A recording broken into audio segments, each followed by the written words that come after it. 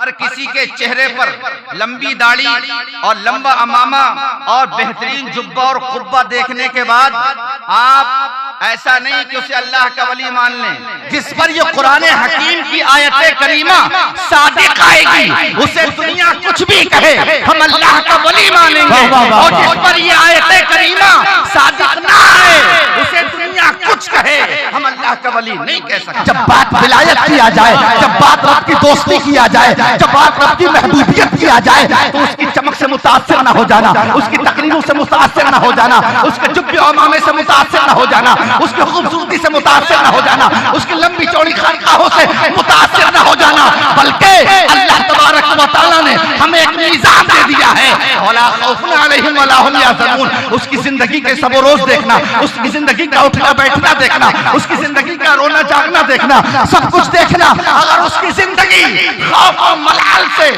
पाक मिलती है तो वो अल्लाह का वली है। जिंदगी में खौफ न मिले, और अगर उसकी जिंदगी में अगर यही सब रहे, कहां से आएगा? कहीं चला ना जाए, कहीं दूसरा कोई ना ले जाए, कोई उस मुरीद पर कोई दूसरा कब्जा न कर ले, उस खित्ते पर कोई दूसरा कब्जा न कर ले, कहीं हमारा मुसाफा किसी और को न चला जाए, तो समझ लेना ये सब कुछ हो सकता है, अल्लाह का वली नहीं हो सकता। हमें जो शिकायतें हैं, हमारे घर में तो कोई नमाजी नहीं है दोस्तों, नमाजी की कोई फैक्ट्री नहीं है। गौसे आजम के वालिदैन से आप पूछें, जब एक माँ ये शान रखती है कि उसने कभी हराम को देखा नहीं, हराम को छुआ नहीं, हराम को सुना नहीं, हराम की तरफ नहीं गई, और एक मर्द की ये शान हुआ करती है कि वो एक सेब नहीं खा सकता है बगैर इजाजत के, एक जर्रा नहीं उठा सकता है बगैर इजाजत के, अल्लाह का इतना खौफ है। जब ऐसे लोग गले मिलते हैं और इनसे जो नस्ल चलती है, वहां फकत नमाजी पैदा नहीं होते, वहां अल्लाह के वली पैदा होते हैं। रसूल पर जलवा बवकार और महकराम बिलखुसूस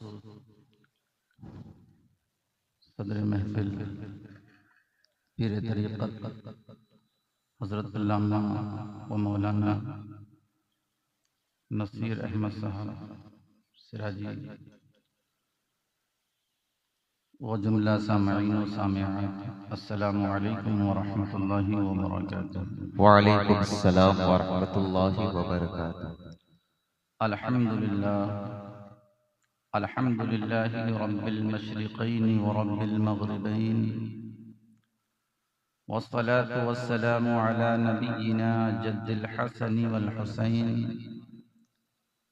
व अला आलिहि व अस्हाबिहि अजमईन, अम्मा बाद, फ़अऊज़ु बिल्लाहि मिनश शैतानिर रजीम, बिस्मिल्लाहिर रहमानिर रहीम। अला इन्न औलिया अल्लाहि ला खौफुन अलैहिम वला हुम यहज़नून, अल्लज़ीना आमनू व कानू यत्तक़ून, सुभान अल्लाह सुभान अल्लाह। लहुमुल बुशरा फिल हयातिद दुनिया व फिल आखिरह, ला तब्दील लिकलिमातिल्लाह, ज़ालिका हुवल फ़ौज़ुल अज़ीम। सुभान अल्लाह सुभान अल्लाह। सदक़ल्लाहुल अज़ीम व सदक़ रसूलुहुन नबियुल अमीनुल मुबीनुल करीम, व नहनु अला ज़ालिका लमिनश शाहिदीन वश्शाकिरीन वल्हम्दुलिल्लाहि रब्बिल आलमीन। कुछ अर्ज़ व मारूफ़ से क़ब्ल हम और आप इंतहाई मोहब्बत व अक़ीदत के साथ मदीने में आराम फरमाने वाले हम सब के आका व मौला जनाब मुहम्मद रसूलुल्लाह सल्लल्लाहु अलैहि वसल्लम की बारगाहे बेकस पनाह में दुरूद पाक का नजराना पेश फरमाएं। पढ़ें अल्लाहुम्मा सल्ली अला सय्यिदिना व मौलाना मुहम्मदिन कमा तुहिब्बु व तर्ज़ा अन युसल्ली अलैहि सलातुन व सलामुन अलैका या रसूलल्लाह सल्लल्लाहु तआला अलैहि व आलिहि वसल्लम। काफ़ी देर से ये प्रोग्राम चल रहा है और आप तमामी हजरात बड़ी दिलजमई के साथ इसे समाअत कर रहे हैं। मुझसे पहले भी आप हजरात ने एक बेहतरीन मुदल्लल तकरीर समाअत की है कुछ देर इंशाअल्लाह आपकी खिदमत में हाजिर रहूंगा। इस चीज से कतई घबराने की जरूरत नहीं है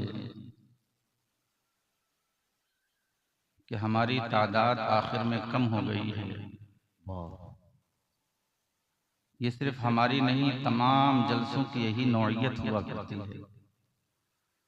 लेकिन हम थे तादाद में कम, जंग मगर जीत गए। हम में हिम्मत थी तो अल्लाह मददगार हुआ। वाह वाह वाह वाह। तो तादाद कभी माने नहीं रखा उसने। हमेशा हौसले काम आते हैं, वाह। हमेशा जज्बे काम आते हैं। तादाद हमारे दरमियान कोई बहुत बड़ी कुव्वत का नाम नहीं है। हकीकत में हौसले मजबूत होना चाहिए, आज़्म बुलंद होना चाहिए। वाह। अल्लाह तबारक व तआला की जानिब से गैबी मदद मिला करती है। बेशक बेशक। और हम जिनकी महफिल में बैठे हुए हैं, गोया कि वो हमें समाअत भी कर रहे हैं, हमें देख भी रहे हैं। बेशुमार हमने बयानात उस अजीम हस्ती की बारगाह में समाअत किए हैं। महबूब सुबहानी, कुतुब रब्बानी, गौसुस समदानी, मुहियुद्दीन शेख अब्दुल कादिर जीलानी रज़ियल्लाहु ताला अन्हु, उस अजीम हस्ती का नाम है जिस दौर में आप पैदा हुए और जो आपके उरूज का दौर था, वो ऐसा नहीं है कि जाहिलों का दौर था। उस वक्त में बड़े बड़े मुफस्सिरीन, बड़े बड़े मुहद्दिसीन, साहिबे कमालो फज़ल पाए जाते थे। ऐसे आलम में जब आप बगदाद की सरजमीन पर मसनद संभालते हैं तो अल्लाह की सारी मखलूक की निगाह गोया के आप पर जम जाती है। साहिबे कमालातो फज़ल के दरमियान, इल्म वालों के दरमियान, ज़ुहदो तक़वा वालों के दरमियान पूरी दुनिया की नजर अगर किसी की बारगाह की तरफ रहा करती थी तो वो बारगाह हुजूर सय्यदना गौसे आज़म रज़ियल्लाहु ताला अन्हु की हुआ करती। सुभान अल्लाह सुभान अल्लाह। तो हम उस अजीम हस्ती की बारगाह में खिराज मोहब्बत, खिराज अकीदत पेश करने के लिए हाजिर हुए हैं। कुछ देर इंशाअल्लाह आपकी खिदमत करने की कोशिश करूंगा। मैंने कुरान हकीम की बड़ी मशहूर आयत करीमा की तिलावत की है। उमूमन आपने इस पर बेशुमार खुताबात सुने होंगे।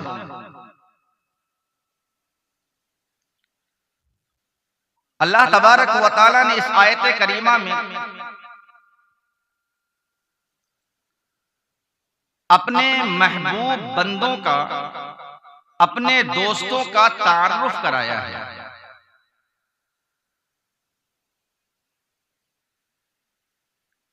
हम फंस सकते हैं। ऐसा हो सकता है कि किसी की जाहिरी शक्ल सूरत देखकर हम उसे अल्लाह का वली मान बैठे। वाह वाह वाह। ऐसा हो सकता है किसी के दरबार में बड़ी लंबी चौड़ी लाइन देखकर हम उसे अल्लाह का वली मान बैठे। ऐसा हो सकता है किसी पर बेशुमार चादरें चढ़ रही हैं तो हम उसे अल्लाह का एक कामिल वली तस्लीम कर लें। नहीं, अल्लाह रब्बुल इज्जत ने अपने वली, अपने दोस्त, अपने महबूब बंदों का रब ने बाज़ाब्ता तारुफ कराया। हर किसी को वली ना मान लिया जाए। हर कोई वली नहीं होता, हर कोई मेरा दोस्त नहीं होता। हर किसी के चेहरे पर लंबी दाढ़ी और लंबा अमामा और बेहतरीन जुब्बा और कुब्बा देखने के बाद आप ऐसा नहीं कि उसे अल्लाह का वली मान लें। अल्लाह का वली कौन होता है? अल्लाह तबारक व तआला ने खुद अपने कलाम में बयान फरमाया। कौन है तेरा दोस्त? कौन है अल्लाह का वली? अल्लाह का वली वो है। अल्लाह रब्बुल इज्जत ने कुरान हकीम में ताकीद दर ताकीद बयान फरमाया, अला इन्ना औलिया अल्लाहि ला खौफुन अलैहिम वला हुम यहज़नून। अल्लाह का वली वो है, खबरदार, होशियार। अल्लाह का वली वो है जिसकी जिंदगी जब देखी जाए, जिसकी जिंदगी को करीब से देखा जाए, जब उसके सुबह शाम देखे जाएं, जब उसका उठना बैठना सोना जागना देखा जाए, तो उसकी जिंदगी के अंदर दो चीजें नहीं होना चाहिए। वो अल्लाह का वली है। और वो दो चीजें कौन सी हैं? अल्लाह खुद फरमाता है, ला खौफुन अलैहिम वला हुम यहज़नून। मेरा दोस्त वो होता है जो खौफ से भी पाक होता है और हुज़्न व मलाल से भी पाक होता है। बहुत खूब, बहुत खूब। सुभान अल्लाह, सुभान अल्लाह। किसी इंसान का कौल हमें नहीं तस्लीम। हमारे सामने अल्लाह तबारक व तआला का कलाम मौजूद है। हम कुरान पढ़ेंगे और दुनिया के लोगों में इस कुरानी आयात को देखेंगे कि किस किस पर सादिक आ रही है। जिस पर ये कुरान हकीम की आयत करीमा सादिक आएगी, उसे दुनिया कुछ भी कहे, हम अल्लाह का वली मानेंगे। और जिस पर ये आयत करीमा सादिक ना आए, उसे दुनिया कुछ कहे, हम अल्लाह का वली नहीं कह सकते। सुभान अल्लाह, सुभान अल्लाह। अजीज़ान मिल्लत इस्लामिया, अल्लाह ने फरमाया मेरा जो दोस्त होगा उसके अंदर खौफ नहीं होगा, मेरा जो दोस्त होगा उसके अंदर गम नहीं होगा। अब करीब से इसकी तारीफ सुन लीजिए कि खौफ किसे कहते हैं और गम किसे कहते हैं। अगर गम और खौफ को हम समझ लें तो कुरान की इस आयत करीमा को हम करीब से समझने की कोशिश करेंगे। अल्लाह ने फरमाया मेरा जो वली है, मेरा जो दोस्त है, मेरा जो महबूब है, उसकी जिंदगी में खौफ नहीं, उसकी जिंदगी में गम नहीं है। अब खौफ किसे कहेंगे? मुअज़्ज़ज़ सामीन, खौफ कहते हैं उस दिली कैफियत का नाम खौफ है। खौफ उस दिली कैफियत का नाम है जो हादसे से पहले दिल को लाहिक हुआ करती है। पूरी तवज्जो मेरी तरफ होनी चाहिए।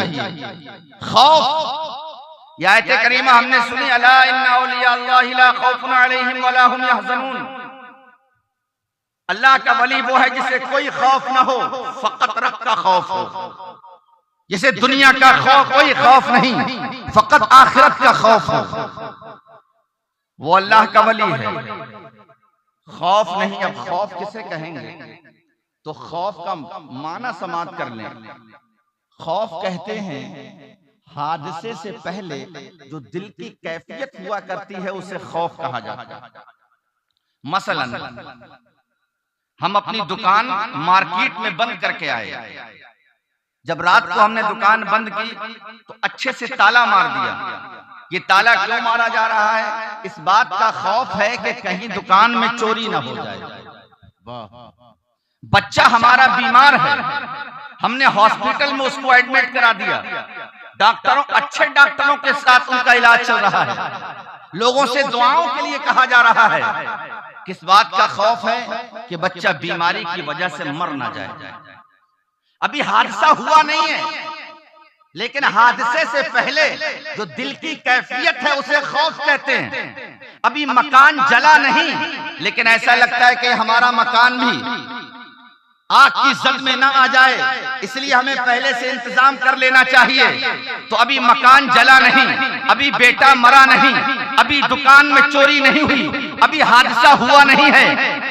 ये पहले वाली जो कैफियत है ये खौफ कहलाती है। कहीं ऐसा हो ना जाए, कहीं ऐसा हो ना जाए। और अगर हादसा हो जाए, बेटा मर जाए, दुकान में चोरी हो जाए, उसके अलावा कोई और हादसा हो जाए, हादसे के बाद जो दिल की कैफियत हुआ करती है उसे गम कहा जाता है। बेटा मर गया, अब गम मनाया जा रहा है। दुकान जल गई, अब गम मनाया जा रहा है। चोरी हो गई, अब गम मनाया जा रहा है। हादसा हो गया, अब गम मनाया जा रहा है। पता ये चला कि अगर हादसे से पहले जो दिल की कैफियत होती है उसे खौफ कहा जाता है, और हादसे के बाद जो दिल की कैफियत हुआ करती है उसे गम कहा जाता है। अल्लाह ने अपने वलियों की पहचान बता दी। मेरा वली तलाश करना चाहते हो, मेरा दोस्त तलाश करना चाहते हो, मेरा महबूब तलाश करना चाहते हो, तो जिसकी जिंदगी खौफ से भी पाक हो और गम से भी पाक हो, उसे दुनिया कुछ भी कहे, वो अल्लाह का वली हुआ। सुभान अल्लाह, सुभान अल्लाह, बेशक सुभान अल्लाह, सुभान। अब आइए जरा गौसे आजम की बारगाह में। हुजूर गौसे आजम हैं, बगदाद के लिए तालीम हासिल करने के लिए निकले हैं, बगदाद शरीफ के लिए। माँ ने चंद दिरहम आपको दिए, वो भी किसमें, आस्तीन में सिलकर आपको आस्तीन में दे दिए, बेटा जाओ बगदाद शरीफ चले जाओ। बगदाद इल्म का मीनार है। बगदाद में बड़े बड़े मुफस्सिरीन और मुहद्दिसीन बैठते हैं, बड़े बड़े उलमा और उस्ताद बैठा करते हैं। जाओ बगदाद चले जाओ, बगदाद में इल्म हासिल करना। लेकिन हाँ हाँ, ऐ मेरे नक्ते जिगर, ऐ मेरे नूरे नजर, ऐ अब्दुल कादिर, सुन लो, जा तो रहे हो लेकिन एक मेरी वसीयत है, जा तो रहे हो लेकिन मेरी एक नसीहत है, जिंदगी में कभी भी झूठ नहीं बोलना। हालात कैसे भी आ जाए झूठ नहीं बोलना, मामलात कैसे भी हो जाए झूठ नहीं बोलना। हुजूर सैयदना गौसे आजम रज़ी अल्लाह ताला अन्हु अब कहाँ चलते हैं, बगदाद शरीफ के लिए चल रहे हैं। रास्ते में डाकुओं ने घेर लिया, पूरे काफिले को लूट लिया गया, हर फर्द का सामान लूट लिया गया। खौफ और गम मैं बताना चाहता हूँ, हुजूर सैयदना गौसे आजम रज़ी अल्लाह ताला अन्हु की जिंदगी है। हर इंसान लर्जा है, हर इंसान के दिल के अंदर खौफ है, सामान छीन लिया ना जाए, सामान लूट लिया ना जाए, कहीं लुटेरे और ये डाकू हमें कत्ल ना कर दें। तमाम का सामान लूट लिया गया। लेकिन उन्हीं डाकुओं में से जब एक डाकू हुजूर गौसे आजम की बारगाह में आता है और पूछता है, ऐ बच्चे जरा बता, क्या तेरे पास भी कोई माल है? माल सिला हुआ था, माल डाकुओं को दिख नहीं रहा था, लेकिन उसके बावजूद भी हुजूर गौसे आजम ने फरमाया, हाँ हाँ, मेरी वालिदा ने कुछ दिरहम दिए हैं, वो मेरे पास हैं। डाकू ने पूछा कहाँ है? कहा ये मेरी आस्तीन में सिले हुए हैं। उसने सोचा बच्चा है, मजाक करता होगा। दूसरा आया, उसने भी पूछा। उसके बाद तीसरा आया, उसने भी पूछा। अब ये बात डाकुओं के सरदार तक पहुंची। ये मशहूर वाकया है। डाकुओं के सरदार ने गौसे आजम रज़ी अल्लाह ताला अन्हु को बुलाया। अब पूछा, है बच्चे जरा बता, क्या तू हमसे मजाक कर रहा है? क्या तेरे पास वाकई माल है? हुजूर गौसे आजम ने कहा, हाँ हाँ, मेरे पास वाकई माल है। मेरी वालिदा ने मुझे इतने दिरहम दिए हैं और मैं बगदाद की सरजमीन पर पढ़ने के लिए जा रहा हूँ। कहा दिखाओ। हुजूर सैयदना गौसे आजम रज़ी अल्लाह ताला अन्हु ने वो माल अपना दिखा दिया। अजीजान मिल्लत इस्लामिया, यहाँ रुककर मैं आपसे पूछना चाहता हूँ, हुजूर गौसे आजम रज़ी अल्लाह ताला अन्हु के दिल की कैफियत का जरा अंदाजा लें। डाकू पूछ रहे हैं, तुम्हारे पास माल है? हमारा दिल क्या कहता? ये कहता कि हमारे पास माल नहीं है, क्योंकि खौफ इस बात का है कहीं माल लुट ना जाए, खौफ इस बात का है माल चोरी ना हो जाए, खौफ इस बात का है माल ये डाकू ना ले लें। इसलिए हम क्या जवाब देंगे? हमारे पास कोई माल नहीं है, हम तो खाली हैं, हमारे पास कोई दिरहम दनानीर नहीं है, हम तो खाली हैं, हमारे पास कुछ नहीं है। लेकिन गौसे आज़म रज़ी अल्लाह ताला अन्हु का जो दिल है वो एक अल्लाह वाले का दिल है, और ये ऐसा दिल है जो पहले के हादसात से भी पाक कर दिया गया है और हादसे के बाद गमों से भी पाक कर दिया गया है। आपने फरमाया ये माल है, लेना चाहते हो तो ले लो। सुभान अल्लाह। नारे तकबीर, नारे रिसालत, जश्न गौसुल वरा। सुभान अल्लाह, सुभान अल्लाह। अजीजान मिल्लत इस्लामिया, तमाम औलिया की आप जिंदगी देख लें, उनकी जिंदगी में फकत रब के खौफ में रोना मिलेगा। उनकी जिंदगी में अल्लाह तबारक व तआला का खौफ और खशियत मिलेगी। कभी भी दुनिया की मोहब्बत उनके अंदर नहीं। दुनिया का चला जाना कोई माने नहीं रखता है। जिस दरबार से हम जुड़े हैं, तैयारे मखदूमी से, सब जानते हैं तारिकुस सल्तनत है। आपने लाख 2 लाख नहीं छोड़े, आपने रियासत छोड़ी है, आपने बादशाहत को ठुकराया है। हालांकि बादशाहत आपको वर्षे में मिली थी, आपके वालिदे गिरामी सुल्तान थे, लेकिन आपका दिल अल्लाह की याद में लगा हुआ था, आपका दिल अल्लाह के जिक्र में लगा हुआ था। आप चाहते थे कि दीन का काम हो, आप चाहते थे मुस्तफा की सुन्नतों पर मुकम्मल तरीके से अमल होना चाहिए। आप ये चाहते थे कि मेरा दिन और मेरी रात हमेशा अल्लाह अल्लाह कहने में गुजरे, इसलिए आपने सल्तनत को ठोकर मार दी। और सल्तनत को ठोकर मारने से पहले एक मर्तबा भी इस बात का खौफ नहीं आया कि सल्तनत छूट जाएगी तो मेरा क्या होगा, सल्तनत नहीं रहेगी तो मेरा क्या होगा, सल्तनत नहीं रहेगी तो मुझे कौन पूछेगा। नहीं नहीं, अल्लाह वालों की शान ये हुआ करती है, वला खौफुन अलैहिम वला हुम यहज़नून। माल चला जाता आता है तो उनको किसी तरीके का खौफ नहीं हुआ करता है और न किसी तरीके का गम हुआ करता है। सुभान अल्लाह, सुभान अल्लाह। सामीन, अब आयत करीमा को आपने सुन लिया है, अब करीब से इस आयत को अपने जहन में बिठा लें। ये तराजू है, तराजू नापने का। इस दुनिया में बड़े ढोंगी भी मिलेंगे, इस दुनिया में बड़े बड़े लोग मिलेंगे, बड़े बड़े जादूगर मिलेंगे। जबान में जादू है, किसी की आंखों में जादू है, किसी के हुस्न में जादू है, किसी की चमक में जादू है, किसी के लंबे पीरों की मुरीदों की कतार मिलेगी। लेकिन याद रखना, जब बात विलायत की आ जाए, जब बात रब की दोस्ती की आ जाए, जब बात रब की महबूबियत की आ जाए, तो उसकी चमक से मुतासिर न हो जाना, उसकी तकरीरों से मुतासिर न हो जाना, उसके जुब्बे और मामे से मुतासिर न हो जाना, उसकी खूबसूरती से मुतासिर न हो जाना, उसकी लंबी चौड़ी खानकाहों से मुतासिर न हो जाना, बल्कि अल्लाह तबारक व तआला ने हमें एक निज़ाम दे दिया है।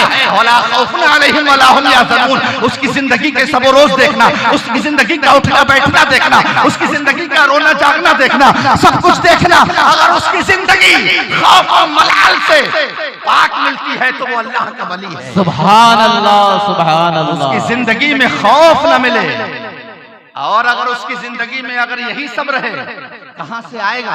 कहीं चला ना जाए, कहीं दूसरा कोई ना ले जाए, कोई उस मुरीद पर कोई दूसरा कब्जा न कर ले, उस खित्ते पर कोई दूसरा कब्जा न कर ले, कहीं हमारा मुसाफा किसी और को न चला जाए, तो समझ लेना ये सब कुछ हो सकता है, अल्लाह का वली नहीं हो सकता। मुअज़्ज़ज़ सामीन, अल्लाह के वली का मकाम क्या है? हम हुजूर सैयदना गौसे आज़म की बारगाह में पहुंचेंगे। जब कोई इस मकाम पर पहुंच जाता है कि वो अल्लाह का महबूब बन जाता है,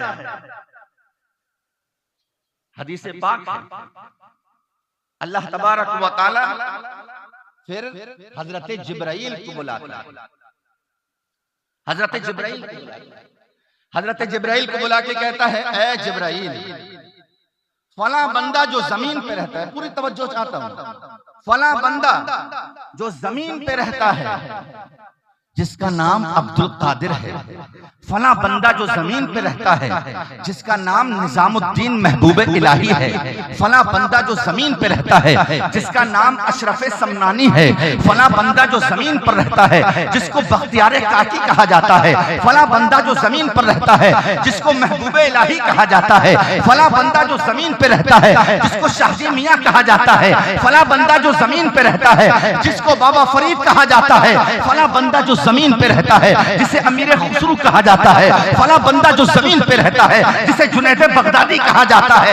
ये जो मेरे बंदे हैं, इनकी शान ये है कि मैं इनसे मोहब्बत रखता हूँ, मैं इनसे प्यार करता हूँ, मैं इन्हें अपना चुका हूँ, ये मेरे हो चुके हैं। और ऐ जिब्राइल, मेरी मोहब्बत की शान ये है, मेरी मोहब्बत का अंदाज ये है, मेरी मोहब्बत का इम्तियाज ये है कि जब मैं किसी से मोहब्बत करता हूँ तो तन्हा मोहब्बत नहीं करता, जब मैं किसी को अपनाता हूँ तो तन्हा नहीं अपनाता, जब मैं किसी का हो जाता हूँ तो तन्हा नहीं होता हूँ। ऐ जिब्राइल, जाओ आसमानी दुनिया में ऐलान कर दो कि ये जो जमीन पर अब्दुल कादिर है हम इससे प्यार करते हैं, लिहाजा आसमानी मखलूक भी इससे प्यार करे। ऐ जिब्राइल, जाओ जमीन पे चले जाओ, ऐलान कर दो ये जो महबूब इलाही है इससे हम प्यार करते हैं, जमीन की मखलूक भी इससे प्यार करे। ऐ जिब्राइल, जमीन पे चले जाओ, ये बंदा जो महबूब समनानी है इससे हम प्यार करते हैं, लिहाजा जमीन की मखलूक भी इससे प्यार करे। हजरत जिब्राइल आते हैं और तमाम मखलूक में अल्लाह की मोहब्बत का ऐलान करते हैं। क्या है लोगों, इस बंदे से अल्लाह मोहब्बत करता है, तुम भी मोहब्बत करो। सुभान अल्लाह, सुभान अल्लाह। अब उस पर दलील मैं दे दूं आपको। गौसे आजम बगदाद में है, कभी कोई आया बगदाद से जलसा मनाओ, किसी ने कहा जश्न गौसुल वरा मनाओ, कोई आया बगदाद से नहीं, कोई आया कछौछा से कि मखदूम पाक की मोहब्बत में सरशार रहो, कोई आया है दिल्ली की सरजमीन से जिसने ये कहा हो बख्तियार काकी से मोहब्बत करो, किसी ने कहा है निजामुद्दीन देहलवी से मोहब्बत करो, किसी ने कहा है अमीर खुसरू से मोहब्बत करो। नहीं नहीं, कोई नहीं आया बगदाद से, कोई नहीं आया अजमेर से, कोई नहीं आया दिल्ली से, नहीं नहीं। हदीस बता रही है, ये डोर डोर जाकर हदीस बता रही है, गांव गांव जाकर हदीस बता रही है, करिया करिया जाकर हदीस बता रही है, शहर शहर जाकर ऐलान करने वाला कोई इंसान नहीं है, हजरत जिब्राइल है। वाह वाह, सुभान अल्लाह सुभान अल्लाह। सामीन, तो आज जो पूरी दुनिया में औलिया अल्लाह की मोहब्बत है, औलिया के चाहने वाले हैं, कि हमारी तबलीगों से आप मोहब्बत नहीं करते, हमारी तकरीरों से कोई गौसे पाक से मोहब्बत नहीं करता है, हमारी तहरीरों से कोई हिंदुस्तान का वो अजीम सुल्तान जिसे गरीब नवाज कहा जाता है, हमारी तकरीरों और तहरीरों की वजह से कोई मोहब्बत नहीं करता। हकीकत ये है कि हजरत जिब्राईल ने ऐलान किया है, और ये ऐलान वो सुबह क़यामत तक फरमा रहे हैं। आने वाली नस्लें भी इन्हें चाहती रहेंगी, आने वाली नस्लें भी इनसे मोहब्बत करती रहेंगी। तो ये मकाम है, ये मकाम है औलिया अल्लाह का, कि जब वो दोस्त बना लेता है किसी को, तो पूरी कायनात उसकी दोस्त हो जाया करती है।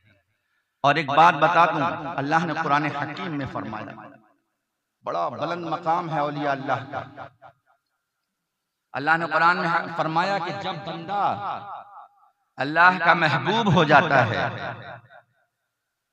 अल्लाह की बारगाह का मकबूल हो जाता है, तो अल्लाह ने जिस तरह हमें बहुत सारी दुआएं सिखाई हैं कुरान में, उसने सिखाया, ऐ मेरे बंदो मुझसे मांगा करो, इहदिनस सिरातल मुस्तकीम, हमें सीधे रास्ते की तौफीक अता कर। अल्लाह ने हमें सिखाया, रब्बना आतीना फिद दुनिया हसना, बेशुमार दुआएं अल्लाह ने हमें सिखाई। वहीं अल्लाह रब्बुल इज्जत ने अपने बंदों को यह भी तालीम दी, जहां तुम मुझसे दुनिया मांगते हो, औलाद मांगते हो, हिदायत मांगते हो, राह मुस्तकीम मांगते हो, जितनी चीजें मुझसे मांगते हो, इन सब के साथ में मैं तुम्हें ये तालीम भी देता हूँ, फातिरस समावाति वल अर्द अंता वली फिद दुनिया वल आखिरा तवफ़्फ़नी मुस्लिमन व अलहिक़नी बिस्सालिहीन। ऐ मेरे बंदो, मुझसे ये भी मांगा करो कि जब तक हम जिंदा रहें, मुसलमान बन के जिंदा रहें, और जब मरें तो इस्लाम की हालत में मरे, और मरने के बाद भी जो 2 गज जमीन नसीब हो किसी अल्लाह वाले के कदमों में नसीब हो। सुभान अल्लाह सुभान अल्लाह। इसीलिए कहा कि मौत आए तो दरे पाके नबी पे सैयद, वरना थोड़ी सी जमी हो शहे सिमना के करीब, वरना थोड़ी सी जमी हो शहे सिमना के करीब। तो ये अल्लाह वाले वो मुकद्दस जमात है, इनका मकाम और रुतबा ये है, इनके ताल्लुक से अल्लाह तालीम दे रहा है कि इनके साथ जमीन में रहने की दुआएं किया करो, जमीन पर इनके साथ रहोगे, बाबरकत रहोगे, जमीन में इनके साथ रहोगे, अल्लाह की रहमतें मिलती रहेगी। वाह अज़ीज़ान मिल्लत इस्लामिया, तो हमारे लिए ये बड़ी खुशनसीबी की बात है कि अल्लाह ने हमें मुसलमान बनाया, और मुसलमान बनाने के साथ साथ रब का हम पर ये एहसान अजीम है कि उसने हमें अहले सुन्नत वल जमात में पैदा किया है ना। औलिया अल्लाह से जो प्यार करते हैं, औलिया अल्लाह को जो चाहते हैं, उनमें अल्लाह रब्बुल इज्जत ने हमें पैदा फरमाया। अज़ीज़ान मिल्लत इस्लामिया, बड़ा बुलंद मकाम है औलिया अल्लाह का।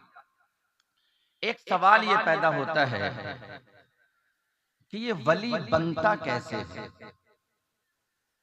वली कैसे बनता है, ये मकामे गौसियत पर लोग पहुंचते कैसे हैं। आज जब हम अपने समाज में तलाश करते हैं तो हमें कोई नमाजी नहीं मिलता, वली तो बहुत दूर की बात। आज जब हम अपने समाज में तलाश करते हैं तो हमें कोई सच बोलने वाला नजर नहीं आता है। ये कोई फैक्ट्री है जो वली बनाती है। ये मकाम बड़ा बुलंद है। अल्लाह तबारक व देखिए, विलायत नबूवत का दरवाजा बंद है, कोई नबी नहीं आ सकता, लेकिन वली तो कयामत तक पैदा होते रहे। नबूवत का दरवाजा अल्लाह ने बंद कर दिया, कोई नबी नहीं आएगा, लेकिन वली तो पैदा होंगे। हर दौर में औलिया अल्लाह तशरीफ लाएंगे। तो सवाल ये पैदा होता है, ये वली आते कहां से, वली बनते कहां से हैं? क्या कोई फैक्ट्री है जहां वली तैयार होते हैं? हमने जब अपने समाज को देखा, हमें वहां कोई नजर नहीं आया। शायद हमारी निगाह इस लायक नहीं कि उसे पहचान न सके। लेकिन अक्सरियत हमारे समाज में ऐसे ही लोगों की है जो मस्जिदों से दूर हैं, जो बाजारों के करीब हैं, जो होटलों के करीब हैं, जो झूठ के करीब हैं। अब जो झूठ के करीब हो तो वली नहीं हो सकता ना, जो बाजारों में पूरी रात पूरा दिन गुजारता हो तो वली नहीं हो सकता है। वली बनते कहाँ हैं? अगर हम अपने मदारिस का भी जायजा लें तो हमें वहां भी नजर नहीं आता। 7-8 साल पढ़ के निकल गए, नमाजी ना बन सके, बुखारी और मुस्लिम पढ़ाने बैठ गए, नमाजी ना बन सके। विलायत तो बहुत दूर की बात है, फन हासिल कर लेना अलग चीज है, इल्म हासिल करना एक अलग चीज का नाम है। मेरे काफी एक अलग टॉपिक है। अर्ज ये करना चाहता हूं कि अला इन्ना औलिया अल्लाहि ला खौफुन अलैहिम वला हुम यहज़नून, ये अफराद कहां पैदा होते हैं, ये अफराद बनते कैसे हैं, मुआशरा ऐसे अफराद को वजूद कैसे देता है। तो आओ फिर चले गौसे आजम की बारगाह।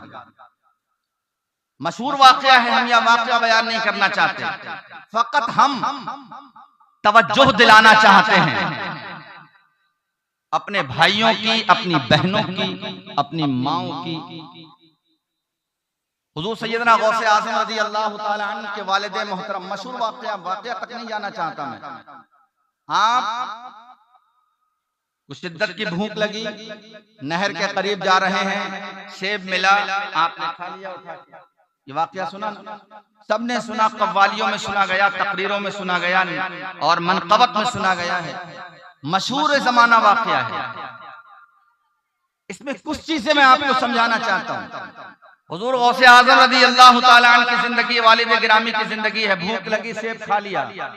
खाने के बाद ये ख्याल आया कि सेब के मालिक से तो पूछा नहीं है, ये मेरे तक़वे के खिलाफ है, ये मेरे तक़वे को तार तार ना कर दे, लिहाजा इस सेब का जो मालिक है चलो उससे पूछ लिया जाए, उससे इजाजत ले ली जाए, उससे माफी करा ली जाए।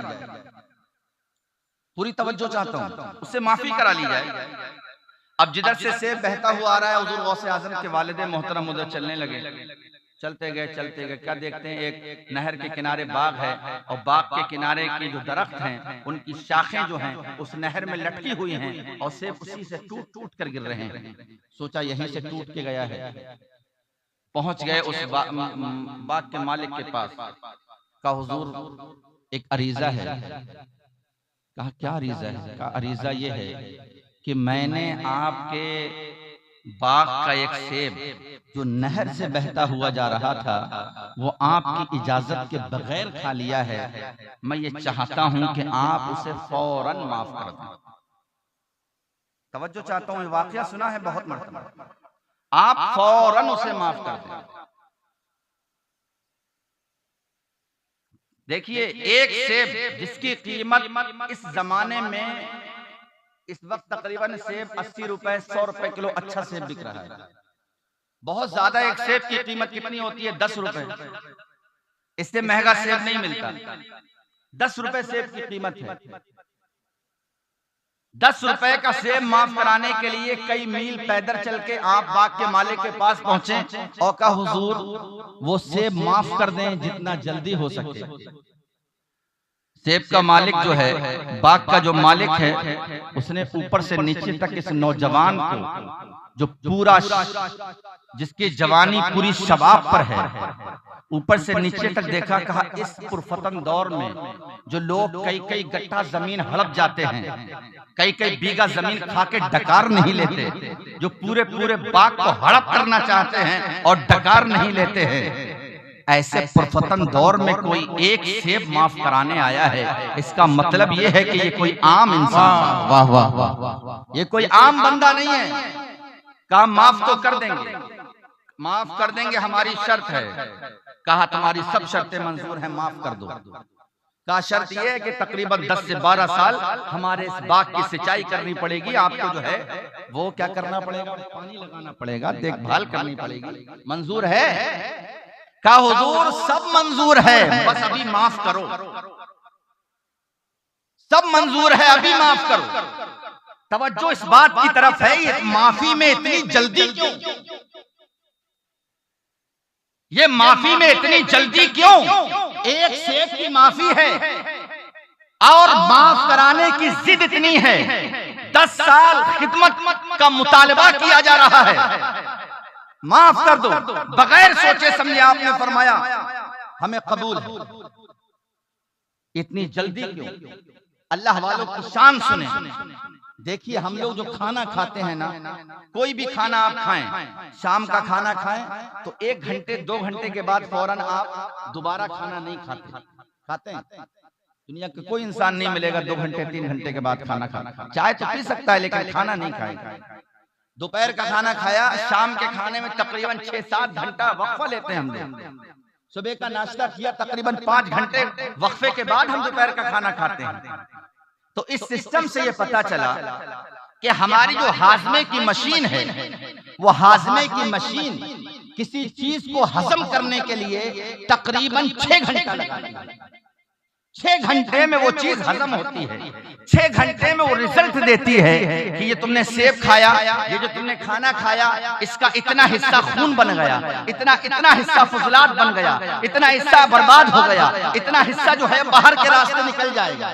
ये 6 घंटे के बाद मशीन रिजल्ट दिया करती है। यानी पता ये चला कि 6 घंटे के बाद कोई चीज हम खा लें तो 6 घंटे तक वो हमारे पेट में काम करती रहती है। हाजमे की मशीन उसे खून बनाती रहती है। 6 घंटे के बाद वो मशीन खून बना देती है। खून को जिस्म में भेज दिया जाता है, खून को रगों में भेज दिया जाता है, और जो फालतू कचरा है उसे बाहर कर दिया जाता है। अब हुजूर गौसे आजम के वालिद मोहतरम की जिंदगी की तरफ आए आप। सेब पेट में गया, सोचा कहीं ऐसा ना हो कि वो सेब मेरे जिस्म का हिस्सा बन जाए, कहीं वो सेब मेरे खून का हिस्सा बन जाए, कहीं वो सेब मेरे कतरों में शामिल हो जाए, कहीं ऐसा ना हो वो सेब मेरी फिक्र का हिस्सा बन जाए, वो सेब मेरी नजर का हिस्सा बन जाए। लिहाजा जल्दी इस बात की है कि वो सेब जिस्म का हिस्सा बन जाए, खून का हिस्सा बन जाए, उससे पहले वो सेब माफ करा लिया जाए। सुभान अल्लाह। यह है तकवा। वली कोई ऐसे ही नहीं बन जाता। हुजूर गौसे आजम ने कहा, वालिद साहब ने कहा कि सब मंजूर है, मंजूर कर लिया गया।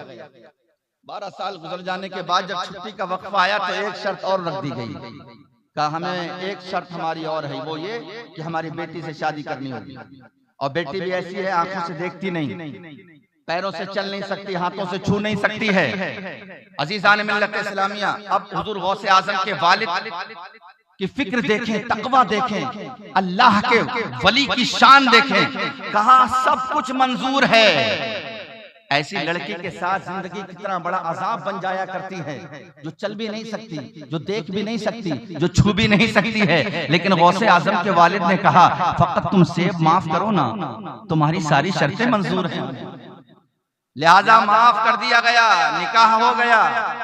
निकाह होने के बाद जब पहली मुलाकात है, पहली रात है, पहला दुआ सलाम है, पहली बार नजर से नजर भर के देखना है। क्या देखते हैं, ये लड़की तो खूबसूरत भी है।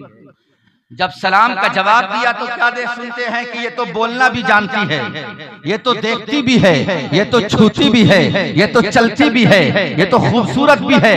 उसी वक्त बाहर निकल के आ गए। दरवाजे पे आपके ससुर खड़े हैं, गौसे आजम के नाना खड़े हैं। कहते हैं क्या बात है, बाहर क्यों आ गए? गौसे आजम के वालिद ने सोचा एक सेब खाया है तो अभी तक ये हाल है, अगर अब कोई खता हो गई तो ना जाने कब तक झेलना पड़ेगी, इसलिए आप फौरन वापस आए। गौसे आजम के नाना ने कहा कि जिसके साथ तुम्हारी पहली रात थी और तुम वापस आ गए, वही तुम्हारी बीवी है, वही मेरी बेटी है। कहा आपने तो कहा वो आंखों से देख नहीं सकती, वो देखती नहीं आंखों से, पैरों से नहीं चलती। हुजूर गौसे आजम के नाना ने कहा हाँ मैंने कहा था, उसने आंखों से आज तक देखा नहीं, किसी हराम शय को नहीं देखा। वाह वाह वाह वाह, सुभान उसने अल्लाह। आज तक अपने हाथों से पकड़ा नहीं, ये अपाहिज है पकड़ने के मामले में, इसलिए कि इसने आज तक हराम को छुआ नहीं है, सुभान अल्लाह। हराम की तरफ चली नहीं है, इसलिए मैंने कहा वो पैरों से लगड़ी है। हराम सुना नहीं, इसलिए मैंने कहा कि हराम सुनने में वो बहरी है। अजीजान मिल्लत इस्लामिया, अब मैं आपसे पूछना चाहता हूं, एक इंसान, एक मर्द जिसकी शान ये हो कि वो इस जमाने के लिहाज से 10 रुपए का सेब माफ कराने के लिए 12 साल की गुलामी मंजूर कर ले, अंधी लूली लंगड़ी से निकाह करने पर राजी हो जाए, और जो औरत की शान ये हो कि उसने कभी हराम बोला ना हो, कभी हराम सुना ना हो, कभी हराम के करीब न गई हो, जब ऐसे लोग गले मिला करते हैं तो गौसे आजम पैदा। सुभान अल्लाह, सुभान अल्लाह। नारे तकबीर, नारे रिसालत, जश्न गौसुल वरा कॉन्फ्रेंस, फैजाने गौसे आजम। सुभान अल्लाह। आज जो हमारे दरमियान ये शिकवा है, हमें ये गिला है, हमें जो शिकायतें हैं, हमारे घर में तो कोई नमाजी नहीं है दोस्तों, नमाजी की कोई फैक्ट्री नहीं है। गौसे आजम के वालिदैन से आप पूछें, जब एक माँ ये शान रखती है कि उसने कभी हराम को देखा नहीं, हराम को छुआ नहीं, हराम को सुना नहीं, हराम की तरफ नहीं गई, और एक मर्द की ये शान हुआ करती है कि वो एक सेब नहीं खा सकता है बगैर इजाजत के, एक जर्रा नहीं उठा सकता है बगैर इजाजत के, अल्लाह का इतना खौफ है। जब ऐसे लोग गले मिलते हैं और इनसे जो नस्ल चलती है, वहां फकत नमाजी पैदा नहीं होते, वहां अल्लाह के वली पैदा होते हैं। सुभान अल्लाह, सुभान अल्लाह। मुअज़्ज़ज़ सामीन, तो हम चाहते हैं हमारे घरों में नमाजी हो, हम चाहते हैं हमारे घरों में अल्लाह के वली पैदा हो। उसके लिए जरूरी है कि पहले वालिदैन को, अपने कैरेक्टर को, अपने किरदार को, अपनी सीरत को, अपनी सूरत को सुधारना पड़ेगा, तब जाकर हमारे घरों में। बहुत खूब, बहुत खूब। सुभान अल्लाह। ऐसी औलाद आसमान से नहीं टपकती, ऐसी औलाद जमीन से नहीं आया करती है, ऐसी औलाद को वालिदैन तैयार करते हैं, ऐसी औलाद एक माँ के कोख से जन्म लिया करती है, ऐसी औलाद एक माँ की तरबियत से परवरिश पाती है, ऐसी औलाद एक माँ की तरबियत के ज़ेरे एहतमाम कोई अल्लाह का वली बनता है, कोई गौसे आजम बनता है। दोस्तों मैं आपको बताता चलूं, अगर बात आ गई है, हुजूर गौसे आजम की जिंदगी चल रही है, एक वालिदैन का किरदार कितना अहम होता है, और उस वालिदैन में खास तौर से माँ का, एक खातून का किरदार कितना अहम होता है। आज हमारी खातून का क्या हाल है, हमारे घर की खवातीन का क्या हाल है। हुजूर गौसे आजम की वालिदा है, मशहूर जमाना वाकया है, मैं वाकया सुनाना नहीं चाहता हूँ, बस करीब करना चाहता हूँ कि बात आपके समझ में आ जाए। हुजूर गौसे आजम जब पढ़ने के लिए गए, जब पढ़ने के लिए गए, कहाँ पढ़ने के लिए गए, उस्ताद के पास पहुंचे, उस्ताद ने कहा बेटा पढ़ो बिस्मिल्लाहिर्रहमानिर्रहीम। हुजूर गौसे आजम ने जब बिस्मिल्लाह पढ़ना शुरू की है, तो बिस्मिल्लाह के बाद आपने अलहम्दु पढ़ी, अलहम्दु के बाद आपने सूरह बकरा को खत्म किया, सूरह बकरा के बाद सूरह आले इमरान को खत्म किया, सूरह आले इमरान के बाद सूरह निसा को खत्म किया, सूरह निसा के बाद सूरह माइदा को खत्म किया। गोया कि आप सूरतों पे सूरतें खत्म करते चले गए, 18 पारे आपने सुना दिए। सुभान अल्लाह, सुभान एक अल्लाह। दो पारा नहीं, हुजूर गौसे आजम ने कितने पारे सुनाए बोलिए? 18 पारे सुनाए। उस्ताद ने पूछा बेटा माजरा क्या है, मकतब में तो पहली बार आए हो, मदरसे में तो पहली बार आए हो, या किसी उस्ताद से पहले पढ़ चुके हो? तुम्हारी उम्र नहीं बताती कि इससे पहले तुम कहीं मदरसे में गए होगे, माजरा क्या है?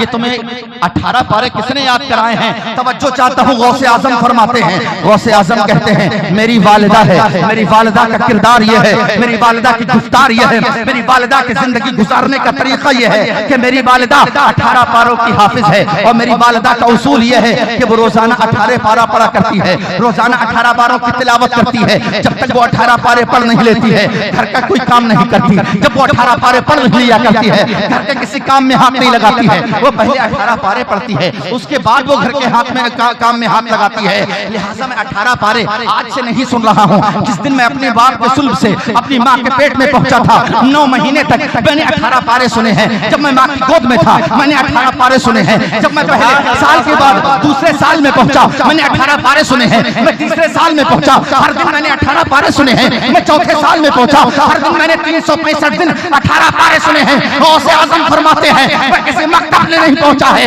मैंने अपनी वालिदा से हर दिन 18 पारे सुन कर 18 पारे याद कर। सुभान अल्लाह, सुभान अल्लाह।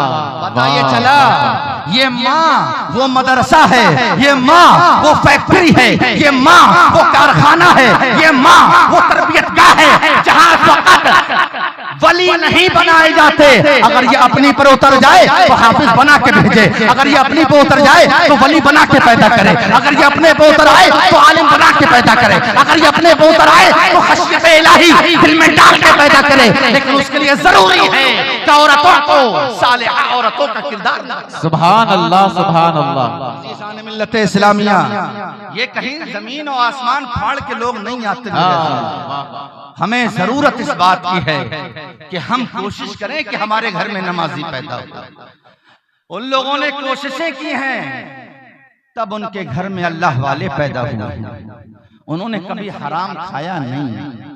और हम ये सोचें कि जैसा आए खा जाओ और फिर दुआएं करो, मौला एक औलाद हो और उसके अंदर भी किरदार हुसैन हो, एक औलाद हो कनीज़े फातिमा हो, दुआएं कबूल होंगी? पता नहीं। एक दुआ कबूल नहीं हो सकती। हराम लुकमा खाते रहे आप, भाइयों का हक खाते रहे, बहनों का हक खा जाएं, भतीजियों का हक खा जाएं, यतीमों का हक खा जाएं, पड़ोसियों का हक दबा लें, गरीबों का हक दबा लें, और उसके बाद फिर आप ये उम्मीद रखें कि आपके घर में नेक सालेह औलाद पैदा होगी। ये मुमकिन ही नहीं है मेरे अज़ीज़। जैसा मटेरियल डालोगे इमारत वैसे ही बनेगी, याद रखिए। जैसा बीज लगाओगे वैसा ही पौधा निकलेगा। तो अगर बीज हराम खोरी का है, बीज अगर चोरी का है, बीज अगर झूठ का है, बीज अगर गसब किए हुए माल का है, तो औलाद भी मेरे अजीज वैसे ही पैदा होगी।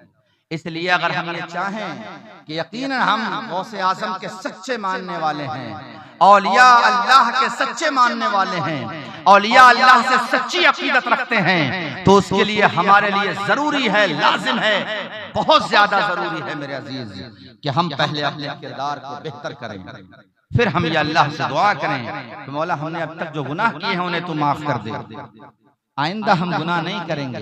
हमारे घरों में नेक बच्चे पैदा हों, हमारे घरों में साफ सुथरे बच्चे पैदा हों, अच्छी फिक्र के लोग पैदा हों, अच्छी नस्ल के लोग पैदा हों, बुलंद फिक्र रखने वाले लोग पैदा हों, मजबूत लोग पैदा हों। आज हमारे समाज का सबसे बड़ा अलमिया ये है, ये हमारा जो ढांचा इंसान का जिस्म है ना, ये दो चीजों से कायम है। इन दोनों में से अगर एक को हटा दिया जाए तो जिस्म नहीं रहेगा, उस पर जिस्म का इतलाक ही नहीं होगा।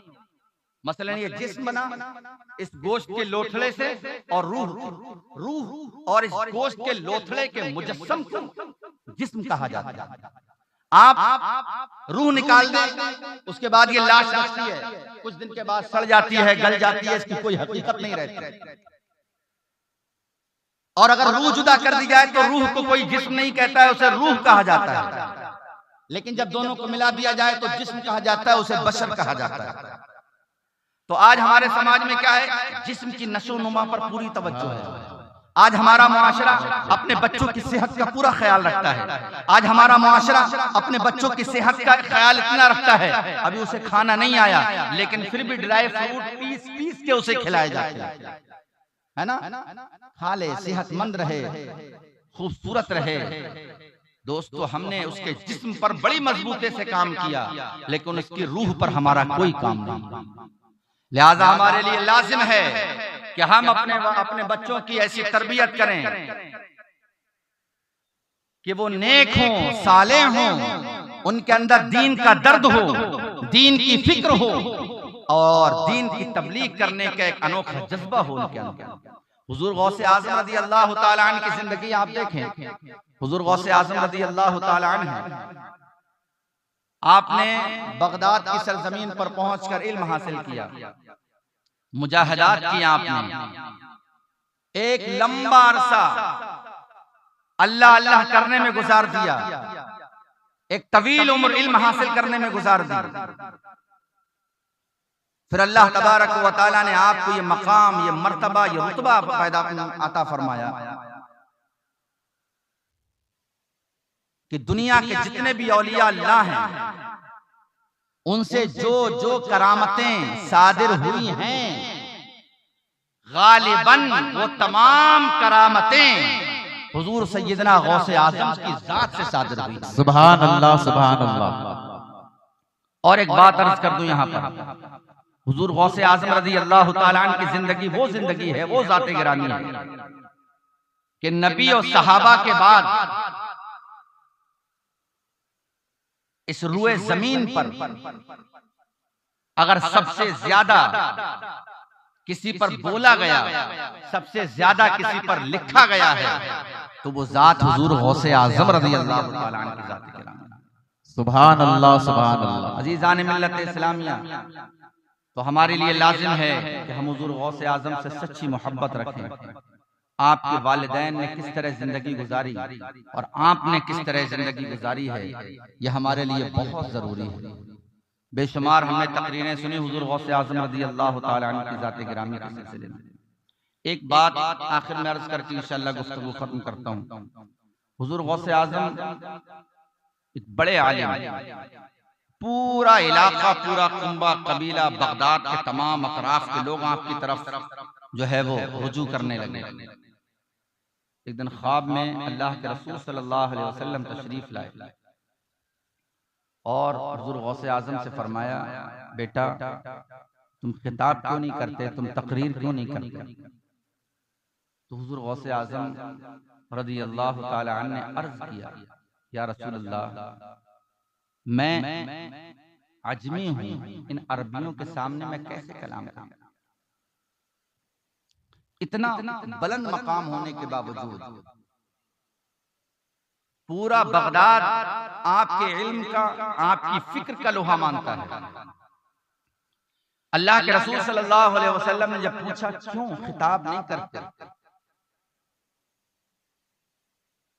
तो आपने अपने आजिज़ी का इजहार किया, कहा या रसूल अल्लाह मैं कैसे खिताब करूं?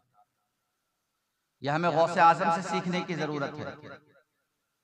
हुजूर गौसे आजम ने फरमाया, अर्ज किया या रसूल अल्लाह मैं कैसे खिताब करूं? ये लोग सब अरबी हैं, मैं आजमी हूं, कैसे खिताब करूं? अल्लाह के रसूल ने फरमाया, मुंह खोलो। मेरे आका ने अपना लुआब दहन, अल्लाह के रसूल सल्लल्लाहु अलैहि वसल्लम ने अपने मुंह मुबारक से लुआब निकाला और हुजूर गौसे आजम के मुंह में डाला और फरमाया, बेटा खिताब। हुजूर गौसे आजम सुभान अल्लाह, जब ये सुभान कैफियत अल्लाह। मेरे साथ हुई, तकरीबन जोहर का वक्त था और मैं नींद और बेदारी की दरमियानी कैफियत में था, न पूरी तरह सोया हुआ था और न पूरी तरह बेदार था। मैं उठा, मैंने वुज़ू बनाया, जोहर की नमाज अदा की। नमाज के बाद ये मेरा पहला खिताब था। खिताब करना शुरू किया, आपने मस्जिद भर गई, मस्जिद भरी, मस्जिद के बाहर खिताब होने लगा, मैदान भरा, मैदान भर गया, शहर के अतराफ में खिताब होने लगा, वो तमाम चीजें भर गईं। ईदगाह तक पहुंचे, ईदगाह के हुदूद कम पड़ गए। उसके बाद जब जंगलात में खिताब होने लगा तो जहां जहां तक नजर जाती थी वहां वहां तक अल्लाह की मखलूक नजर आया करती थी। सुभान अल्लाह, सुभान अज़ीज़ान मिल्लत इस्लामिया, अब गौसे आजम का खिताब हो रहा है और गौसे आजम का खिताब पूरी मखलूक सुन रही है और आपकी खिताब की ये खुसूसी कैफियत है, आपकी करामतें बहुत ज्यादा हैं, ये आपकी खिताब की खुसूसी कैफियत है। हुजूर गौसे आजम जब खिताब फरमा रहे हैं तो कोई माइक नहीं है, गौसे आजम खिताब फरमा रहे हैं, आपकी आवाज को बुलंद करने के लिए कोई मुकब्बिर खड़ा नहीं किया जा रहा है। आप खिताब फरमा रहे हैं तो आपकी आवाज को दूर तक पहुंचाने के लिए लोगों को दरमियान में खड़ा नहीं किया जा रहा है। आपकी आवाज और आपके खिताब की खुसूसियत रही कि जब आप खिताब फरमाया करते थे तो फकत पहले सफ वाले लोग नहीं सुनते, बल्कि जिस तरह पहले सफ के लोग सुना करते थे, आखिरी सफ के लोग भी ऐसे ही सुना। सुभान अल्लाह, सुभान अल्लाह। और दूसरी चीज ये है हुजूर गौसे आजम के खिताब की कि आप आज तो हमारे पास माशाअल्लाह मोबाइल है, उसमें रिकॉर्ड किया जाता है। गौसे आजम रज़ी अल्लाह ताला अन्हु ने जब खिताब शुरू किया तो बड़े बड़े इमाम, बड़े बड़े मुफस्सिर, उलमा, उस वक्त के औलिया अल्लाह आपके खिताब में शामिल होते थे और आप कुरान और हदीस की ऐसी तफसीर बयान किया करते थे। लोगों ने सोचा कहीं ये जाया ना हो जाए, लोगों ने सोचा ये बहुत बड़ा मवाद है, लोगों ने सोचा ये ऐसे ऐसे असरार और रुमूज बयान कर रहे हैं जो आम इंसान बयान नहीं कर सकता है, लिहाजा इन्हें महफूज कर लिया जाए। तो हुजूर गौसे आजम जब खिताब फरमाया करते थे तो उस खिताब की कैफियत ही हुआ करती थी कि उस वक्त के बड़े बड़े उलमा, उस वक्त के बड़े बड़े अइम्मा पहली सफ में बैठकर हुजूर गौसे आज़म के खिताब को नोट फरमाया करते थे। सुभान अल्लाह, सुभान अल्लाह। और लिखने वालों की तादाद एक रिवायत में तकरीबन 400 अफराद लिखते थे। सुभान अल्लाह, सुभान। आज अगर किसी का खिताब हो और उस दौर के 400 उलमा लिखने बैठ जाएं, तो मैं समझता हूं कि अच्छे अच्छे मुकर्रिर तकरीर बोलते सिर्फ लिखने बैठ जाएं। तो अजीज़ान मिल्लत इस्लामिया हुजूर गौसे आज़म रज़ी अल्लाह तआला अन्हु की ज़ात गिरामी है कि आप जब खिताब फरमा रहे हैं तो तकरीबन 400 या 900 उलमा उस वक्त के अइम्मा आपकी तकरीर को नोट फरमा रहे हैं। और दूसरी चीज ये है, हुजूर गौसे आज़म का जब खिताब होता था तो आज हमारे खिताब की तरह खिताब नहीं होता था। कोई वहां खड़ा है, कोई वहां खड़ा है, कोई सोने चला गया, कोई ऐसा है, कोई नहीं। ये हुजूर गौसे आज़म रज़ी अल्लाह तआला अन्हु की ज़ात गिरामी है। आपका जब खिताब होता था और आप जब काल से हाल की तरफ जाया करते थे तो हालत ये हो जाती थी कि खिताब के बाद न जाने कितने जनाजे उठाना पड़ता था। कैफियत ये हुआ करती थी, उनके गुनाह उनके सामने आते थे, उनकी जिंदगी का गुजरना, उनकी जिंदगी का बसर करना, उनने अपने माजी को कैसे गुजारा है, अल्लाह का खौफ, अल्लाह की मशीयत और अल्लाह तबारक व तआला ने क्या क्या जो है वो बतलाया है, इस तरह अल्लाह की बारगाह में उठना है, किस तरह हिसाब देना है। जब ये पूरी कैफियत, ये नक्शा उन लोगों के सामने पहुंचता था तो खौफ खुदा का आलम ये हुआ करता था कि वो मर जाते थे और तकरीर के बाद उनके जनाजों को दफन किया जाता था। अज़ीज़ान मिल्लत इस्लामिया, ये हुजूर सय्यदना गौसे आज़म रज़ी अल्लाह तआला अन्हु की ज़ात है। तो अर्ज ये है कि अगर हम वाकई हुजूर गौसे आज़म के सच्चे मानने वाले हैं, सच्चे चाहने वाले हैं, तो फकत प्रोग्राम करने से कुछ नहीं होता है। हकीकत ये है कि हमें औलिया अल्लाह के नक्शे कदम पर चलना, हमें अपनी औलाद की अच्छी तरबियत करना है, हमें अच्छा बनाना है, हमें नमाजी बनाना है, कभी झूठ नहीं बोलना। गौसे आज़म कभी झूठ नहीं बोले, गौसे आज़म ने कभी किसी को धोखा नहीं दिया, गौसे आज़म ने कभी किसी की कोई भी चीज बगैर इजाजत नहीं ली, गौसे आज़म ने कभी भी किसी के सामने दस्ते सवाल नहीं फैलाया। तो हमें ये चीजें लेना है गौसे आज़म की जिंदगी से और इसी तरह अपने बच्चों की तरबियत करना है। तब हमारे घरों में जो बच्चे हैं वो नेक और सालेह होंगे। याद रखें दोस्तों, ये जो हमारी औलाद है ना, आप सिर्फ हुजूर गौसे आज़म नहीं, तमाम औलिया अल्लाह की जिंदगी आप पढ़ें, उन्हें इस मकाम और इस मर्तबे तक पहुंचाने में खास तौर से उनकी वालिदा का हाथ रहा है, वालिदैन का हाथ रहा है, वालिद का भी हाथ रहा, लेकिन खास तौर से वालिदा का हाथ रहा है। हुजूर गौसे आज़म के वालिद पहले फौत हो गए, पढ़ाई का पूरा खर्चा उठाना गौसे आज़म की वालिदा का था, है ना। गौसे आज़म को तरबियत देना ये गौसे आज़म की वालिदा का हाथ है। गौसे आज़म को इस तरीके की नसीहतें देना ये गौसे आज़म की वालिदा का किरदार है। तो आप औलिया अल्लाह की जिंदगी पढ़ें, इनके पीछे हकीकत में इनकी वालिदा का वो मजबूत और सालेह कैरेक्टर मौजूद है कि इनके लिए जो विलायत तक पहुंचने में, गौसियत तक पहुंचने में जो राहें हमवार की हैं, हकीकत में इनकी वालिदैन का हाथ है। आज हमारे वालिदैन ऐसे नहीं हैं, और जिनके वालिदैन ऐसे होते हैं उनकी औलादें उस मकाम तक जरूर पहुंचा करती हैं। हुजूर गौसे आज़म की जिंदगी, एक वाकया इमाम बुखारी का भी आप, हजरत इमाम बुखारी ने वो किताब लिखी, उन अहदीस को तरतीब देकर उन अहदीस का मजमुआ पेश किया उम्मत के सामने, जो कुरान के बाद सबसे अव्वल दर्जा रखता है। कुरान के बाद सबसे अव्वल दर्जा किस किताब का है? बुखारी शरीफ की अहदीस की किताब है बुखारी शरीफ। हजरत इमाम बुखारी का नाम मोहम्मद बिन इस्माइल, इमाम बुखारी का नाम है। इमाम बुखारी जब पैदा हुए बचपन में आपकी आंखों की बीनाई चली गई। मैं खास तौर से अपनी माँ बहनों से ये बात अर्ज करना चाहता हूँ, आप ये सोचना बंद कर दे कि हम मोबाइल देखते रहेंगे, गाने सुनते रहेंगे, जो चाहे बोलते रहेंगे, जैसा चाहे खाते रहेंगे और हमारी बच्ची जो है वो कनीज फातिमा हो जाए।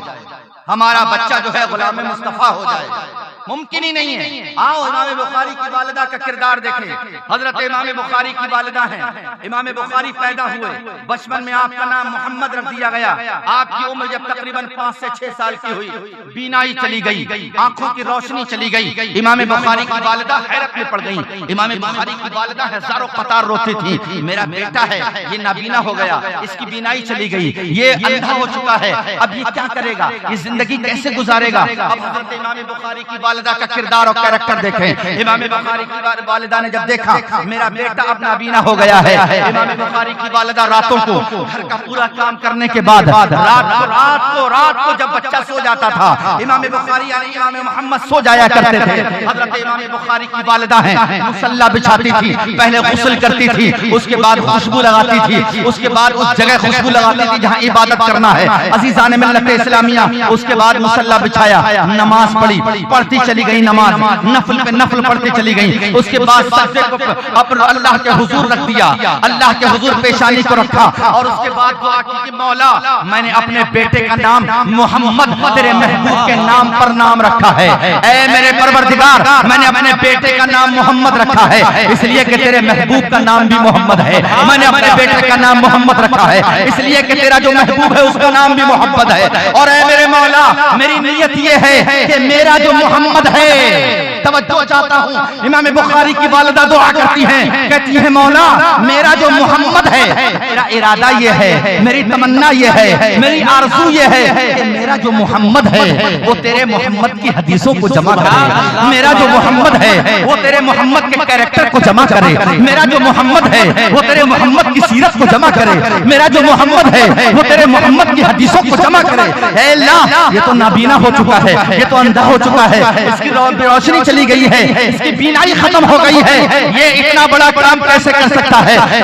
बीनाई लौटा दे। अजीज़ान मिल्लत इस्लामिया, हर रात यही मामूल है, हर रात सजदे हैं, हर रात दुआ है, हर रात सजदे हैं, हर रात दुआ है, हर रात सजदा है, हर रात दुआ है।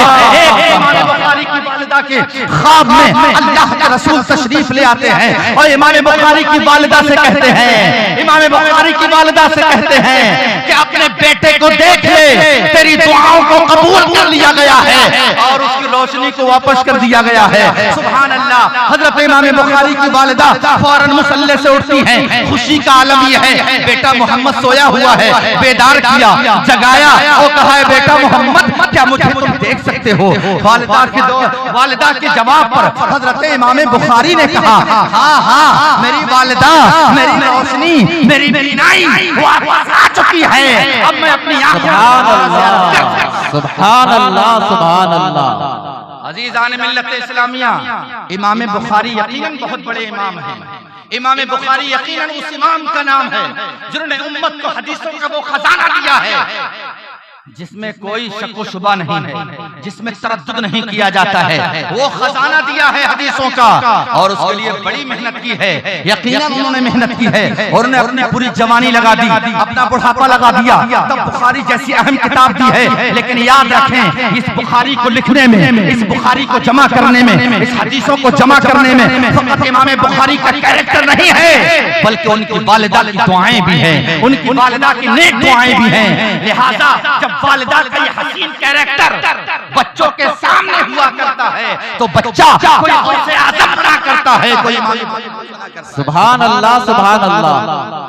एक दो ऐसा नहीं इमाम है, एक दो इमाम नहीं है, तमाम अइम्मा की आप जिंदगी उठा के देखें। इमाम शाफई को आप देख लें, इमाम अहमद बिन हंबल को आप देख लें, बेशुमार औलिया अल्लाह की जिंदगी आप उठा के देख लें, उनके पीछे अगर किसी का कैरेक्टर है तो वालिदैन का, सीरत है तो वालिदैन की है, दुआएं हैं तो वालिदैन की हैं, आरज़ुएं हैं तो वालिदैन की हैं, तमन्नाएं हैं तो वालिदैन की है, दुआएं हैं तो वालिदैन की है, रातों का जागना है वालिदैन का है। और अल्लाह तबारक व तआला की बारगाह में रातों को उठ उठ कर लंबी दुआएं उनके असले मकसद के लिए, उनकी कामयाबियों के लिए, उनके उस मकसद को पाने के लिए अगर लंबी लंबी रातों की दुआएं हैं तो वालिदैन की दुआएं हैं। आज मैं आपसे पूछना चाहता हूँ, आप अपने बच्चे के लिए रात को उठकर कब दुआ करते हैं? बताए कोई मुझे कि मैंने अपने बच्चे के लिए कभी 2 रकात नफल नमाज पढ़ के ये दुआ की है, मौला मेरे इस बच्चे को आलिम दीन बना दे, मौला मेरे बच्चे को हाफिज कुरान बना दे, मौला मेरे बच्चे को डॉक्टर बना दे, मौला मेरे बच्चे को इंजीनियर बना दे। हमारी कोशिशें जरूर रहती हैं, लेकिन रातों को उठकर लंबे सजदे के बाद अल्लाह की बारगाह में ये रोना, ये गिड़गिड़ाना, उनके मकसद तक पहुंचने में हमारी नेक दुआओं का शामिल हाल होना, ये हमारा कैरेक्टर नहीं है। सुभान अल्लाह। लिहाजा हमारे लिए लाजिम है कि हम ऐसे वालिदैन बने कि हम खुद नेक हों और हमारी नेक दुआएं भी अपनी औलाद के साथ।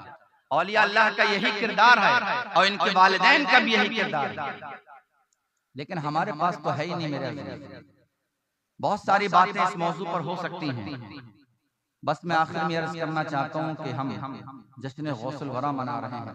औलिया अल्लाह की जिंदगी पढ़ना सुनाना ये हमारे मामूलात में शामिल है, लेकिन हम बस यहीं तक रह जाते हैं, उसके अलावा हम और कुछ नहीं करते। एक वाकया ज़हन में आ रहा है, अर्ज करके इंशाअल्लाह खत्म कर। बाबा फरीद का वाकया हमारे पास है।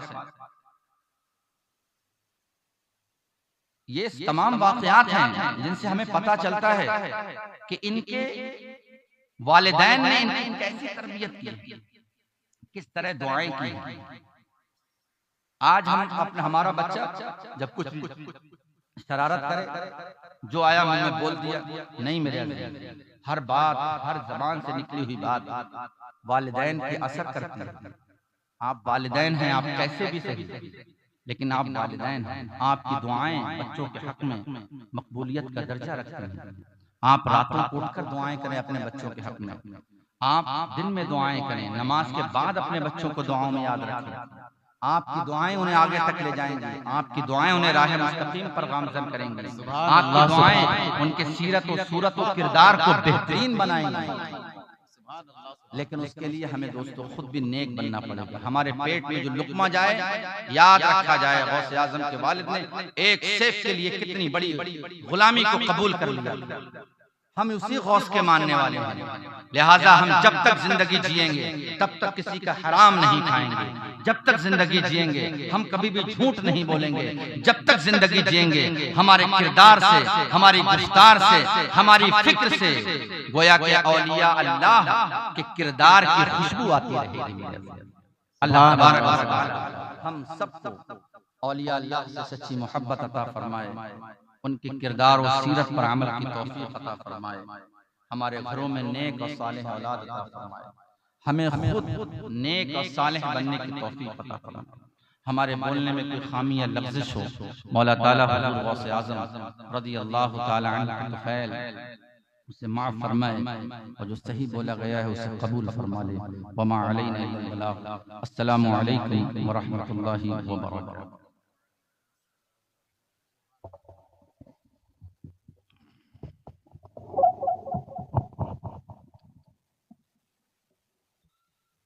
अल्लाह तबारक व तआला हजरत के एक एक बात पर अमल करने की तौफीक अता फरमाए। हजरत ये पैगाम दे रहे थे कि ये ज़मीन सजदा करे, ये आसमां सजदा करे, ये ज़मीन सजदा करे, ये आसमां सजदा करे। लायक सजदा है जो उसको जहां सजदा करे, और मर्तबे अव्वल है माँ की गोद, माँ की तरबियत, बेटी बेटे भी करें सजदा जो माँ सजदा करे।